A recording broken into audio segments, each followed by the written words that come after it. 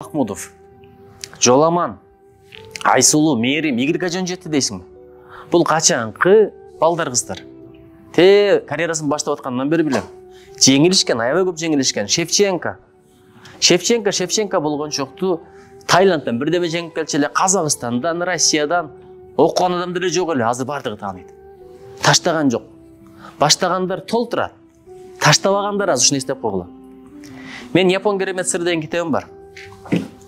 Осы жерде Коляскадағы қара поезд деген, қара құрдың есі деген жері бар да. Хитоцибаши деген университет бар, ошол Коби университетіне келді. Делегация келді, айкидо. Мен айкидоға қатысат елем. Ошондо коляска бір қыз келді. Кейін формасын кийсе қара құрдың есі екен. Мен айттым, қантеп бұл машықты көрсе коляскада отырып теле қара құр болған жоқ таштап аптыр. Мен мұрда өлетілем, қара құрдың есі черный поезд десе бір 7-8 адамды жалғыз жаншып қойған бөреді. Андай емес. Черный поездтерді деле ұрып қой тұрғандар толтыра. Алар баштап бірақ таштап алғандар екен. Программасы бар. Мынча уақыттан кейін бұл экзамен тапсырасың, мындай сынау бар. Техникаңы тексерет, катаңы тексерет.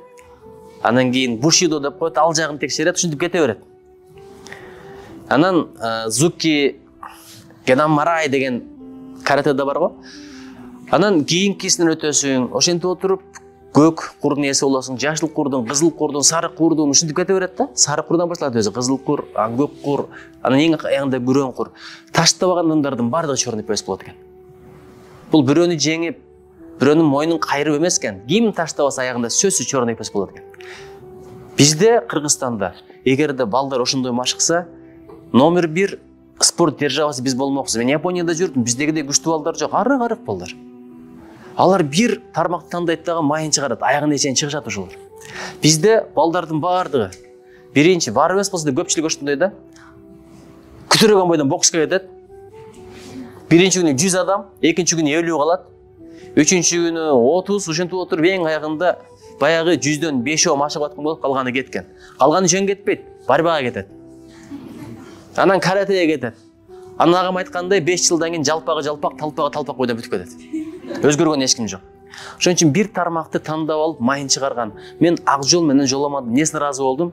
ММАге кетип калбаганда разы болдум. Булар ММАге кетсе деле мушташып жүрмөк, балким Хабибти жеңмек. Бирок бир тармакты алды, майын чыгарып атат. Силер дагы бир тармакты алгыла. Айтини тандадыңарбы, эми таштабагыла. Айти деген ушунчалык керек тармак.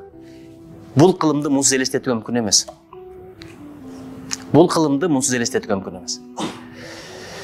Ошого балдарым, туруктуу бол деші оңой, психологиялык туруктуулук бар, дененин туруктуулугу бар. Айтат го, жаратканга эң жакшы дейт, жаккан нерсе дейт. Кыйынчылыкка чыдаган дене ошол туруктуулук жөнүндө айтып атат. Жаратканга шүгүр кылган жүрөк. Бекерден тилек кылбайбыз, жараткан Алла тилимди зикирден айырба, акылымды пикирден айырба, жүрөгүмдү шүкүрдөн айырба деп.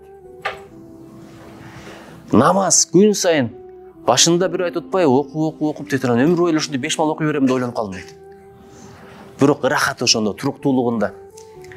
Айтабыз го, мен жүрөгүм таза, адамгерчиликтүүмүн, мага кереги жок, намаздын, ибадаттын. Бул мындай нерсе да.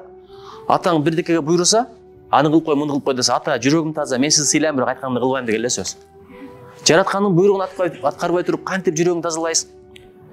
Ибадат болбосо, тобо болбосо, шүгүр болбосо, дуа болбосо, кантип жүрөгүң тазаланат? Самындап, колду бетти жууп койсоң болот.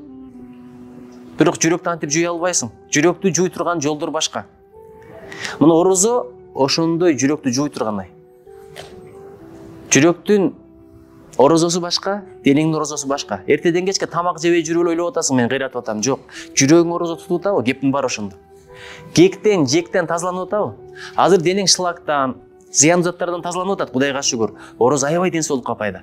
Биз көпчүлүгүбүз билбейбиз. Орозо туткандын айынан, орозо туткандын берекеси менен канча оорулардан жараткан сактап келатат, билбейбиз. Адам ушундай болот экен. Алла Таала бекер берген нерсенин кадырын билбейт экен. Мен лыжада февралдын аягында бутумду кичине кайрып алдым. Мурдагы кылган көнүгүүлөрүмдү азыр жасай албай атам. Ошондо түшүндүм, тизең сени көтөрүп жүрөт экен, өтө чоң милдети бар экен. Өтө чоң, ушуга да Кудайга шүгүр деп айтканбыз.